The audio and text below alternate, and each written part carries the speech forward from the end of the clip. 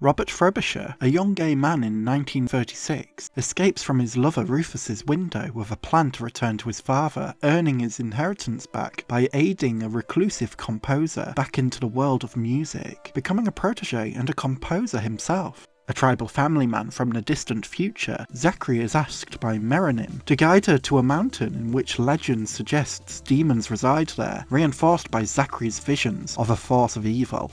Adam Ewing, a lawyer for slave traders, befriends a slave, Ottawa, seeking his freedom during a seafaring voyage in which Adam is gradually poisoned and robbed by Dr. Goose. Publisher Tim Cavendish, tasting success after a controversial book sale, is unable to pay royalties to his author, begging his brother for the money, resulting in his brother's malicious exile of Tim to a care home.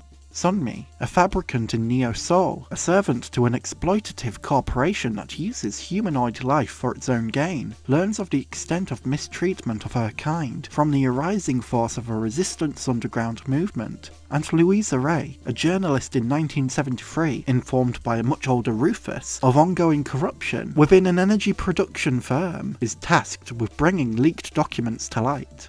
This is Tom Tykwer's and Lilly and Lana Wachowski's adaptation of David Mitchell's modern classic novel, Cloud Atlas, a multi-strand narrative spanning a millennia where the cast plays multiple characters across multiple lifetimes to reinforce the thematic concept of human interconnectivity, with thematic ambition in its examination of the transcendental nature of love, as well as the human need for resistance in the face of an oppressive status quo. Cloud Atlas can at times be reminiscent of a Terrence Malick epic, if Malick were more flamboyant, embracing bursts of absurdist camp.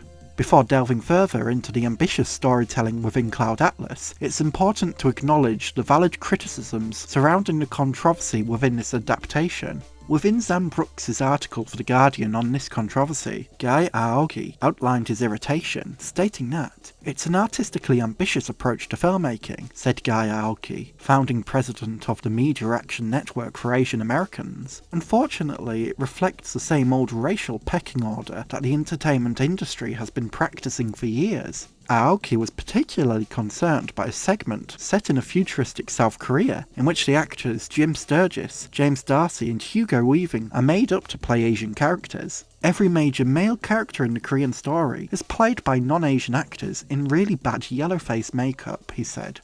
While Guy Aoki clearly has admiration for the filmmaking ambition within Cloud Atlas, his criticism of white actors cast as Korean characters is a valid one. Although it could be argued that casting actors to play multiple characters across multiple eras is to emphasise the film's focus on humanity's interconnectivity across lifetimes, how in life, death and rebirth, humanity remains eternal, a thematic point we'll elaborate on later, it's understandable why casting white actors as Korean characters feels outdated, especially when Asian actors are already cast in the film. Casting more Asian actors to play heroic roles would not sacrifice the message of human interconnectivity.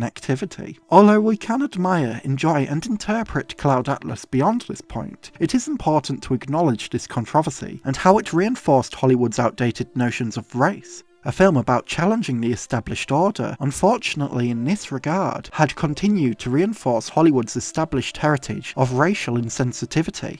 Beyond this controversy, Cloud Atlas does have much to admire. The adaptation retains David Mitchell's ambition by portraying a variety of characters with actors who extend beyond a single lifetime. These narrative strands are even sometimes interwoven during sequences where the differing stories share similarities in struggle, such as when a scene of Ottawa, when proving his abilities on a sea voyage, which may lead to his freedom from slavery, is depicted setting the sail, only for one of the sailors to take a shot at him as the crew are reluctant to allow a black worker on deck. This is intercut with a scene in which Sunmi and Taeju, in Neo Soul, aim to escape heavily armed authorities by walking across a precarious makeshift bridge, as narrow as the mast. The gunshots fired, not unlike the racist sailor's own trigger-happy nature. Cloud Atlas interweaves numerous sequences like this when similarities arise in characters, their actions, or the events that unfold in their stories. These sequences are intentionally pieced together in an overlapping form to demonstrate how these lives are interconnected, how the events of one life can reflect and mirror another. These moments of generational overlap are not coincidental. Notice how throughout Cloud Atlas, the actor Hugo Weaving has been cast as vicious examples of antagonism. Within the distant future, he is Old Georgie, a demonic figure who plagues Zachary's mind. He is Nurse Noakes, an insufferable Nurse Ratched-like figure who rules the care home Tim Cavendish currently resides in with an iron fist. Within the 1970s, he is Bill Smoke, a hired assassin who must stop Louisa Ray from leaking corporate documents. A single actor performing multiple roles serves as an emphasis on human interconnectivity, especially when the actor is tasked with playing forces of antagonism, such as Hugo Weaving's role within Cloud Atlas, or even Hugh Grant, who also plays a cast of corrupt and vindictive characters. If we view interwoven sequences as a demonstration of how life repeats itself, and how human connection transcends time, and as long as we assume that reincarnation is possible within the world of Cloud Atlas, then when an actor plays a role here, it's as if they're fulfilling their spiritual purpose once again. Hugo Weaving and Hugh Grant can be mostly recognised in their characters, almost intentionally, so that we can also recognise their purposes within their multiple lifetimes is to be a force that upholds an oppressive status quo. Their characters across past lives have all served this purpose, as if connected through a spiritual, celestial thread that urges each of their lifetimes to become an incredible obstacle to those characters willing to fight to overcome them. One aspect of Cloud Atlas's examination of humanity's interconnectivity is how it portrays love transcending death. Love is not limited to a single lifetime, nor does it end when met with death, even in our own personal lives. The film portrays this in a few ways. Robert Frobisher and his partner Rufus, both clearly still in love as Robert continues to write to Rufus despite how far away he is. Rufus finds great comfort in Robert's letters, that he cherishes them even in his old age. When Robert takes his own life in his hotel room before Rufus can reunite with him, his final letter suggests they should meet again where they met under Corsican stars, and that death doesn't last forever. It's a genuinely tragic moment, especially if viewers relate to the pain of losing a loved one, a family member, a partner, a friend or a lover, and Rufus's continued adoration for Robert, well into his elderly years, demonstrates how death could never disrupt this man's love. If we mourn for somebody, or find comfort in sharing our existence with them at one point in time, isn't that an ultimate demonstration of love being undeterred by death? Furthermore, reinforcing the point of love transcending death, within Neo's soul, Sonmi, a fabricant servant, exploited by a fast food corporation, becomes a figurehead for a resistance movement. Supported by resistance member Heiju, the two characters fall in love, and when Heiju is killed in an assault on a mountaintop transmission center, their mission to send a message of resistance to off-world colonies, Sonmi is clearly affected by his death. She suggests that people from the womb to the tomb are bound together, and that's certainly true of her and Heiju. Extending this message, her adoration of Heiju is clear after his death, and when she is arrested and executed, her own death will spread an influence of inspiration, of resistance, of love across her followers. This serves as another example of love transcending death, because in Sonmi's execution, her influence and love is only amplified. She becomes a martyr, a source of inspiration for generations to come, like those who died under dictatorial regimes many millennia before her.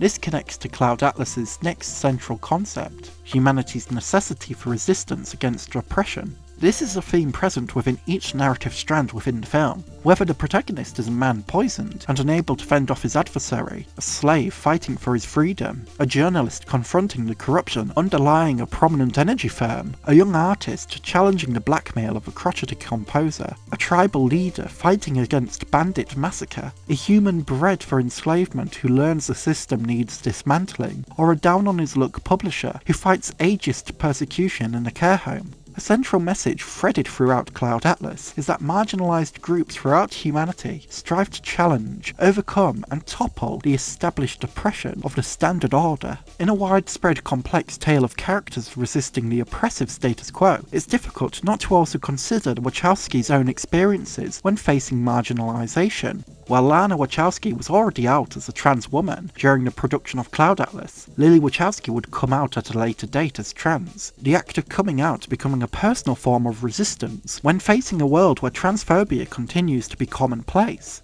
If the Wachowskis consider The Matrix as an allegory of trans self-discovery, then Cloud Atlas could be an extension of this. A tale that encompasses all acts of resistance from marginalised groups across humanity's history. This would also include trans resistance in a world where transphobia remains the norm. If Cloud Atlas is a story about resistance against oppression, that resistance also includes the progress and advocacy of its trans filmmaking icons, the Wachowskis, who have paved the way for trans filmmakers following in their footsteps. Even when the Wachowskis are long gone, the adoration and influence they leave behind with their filmography, with their efforts to change ignorant perceptions, further demonstrates how love cannot be deterred by death. In conclusion, the Wachowskis and Tom Tykwer's adaptation of Cloud Atlas, despite its undeniable flaws, remains a grand achievement that encourages its cast to tap into vastly differing roles, sometimes delightfully flamboyant, other times poignant, in telling a wide-ranging tale focused on how love perseveres beyond death, how humanity remains interlinked, whether if by reincarnation, through inspiration, or some kind of cosmic coincidence in which pasts, presents, and futures share resemblance, and how this love, these connections, can form the basis of resistance in dismantling oppression led by prejudiced, corrupted, and dictatorial forces. A powerful film based on a once deemed unfilmable novel, Cloud Atlas remains both spectacular and yet also personal on an intimate basis, reflective of many marginalised human experiences. For those seeking postmodernist science fiction epics, Cloud Atlas is a worthy watch. A special thank you to my incredible tier Patreon supporter Gil, and my super tier Patreon supporters Constantine Bombelli, Jamie, and Milkway.